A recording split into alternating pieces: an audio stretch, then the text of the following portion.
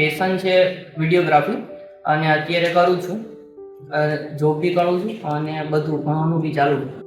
Main વાત છે economy, પૈસા ઓછા મળે છે અત્યારે મને, બરાબર. આનાથી માની લો મને થોડાક વધારે મળશે થોડોક ટાઈમમાં, તો હવે આગળ શું કરું કે ભાઈ પૈસા બીજી જગ્યાએ વધારે મળશે તો હું અહીંયા જાઉં કે ના જાઉં? તો મારો સિમ્પલ આન્સર છે, passion and money can not go together. તમારા લાઈફનો ગોલ જો પૈસા જ કમાવાનો છે, પરસ્યુ દેટ ગોલ.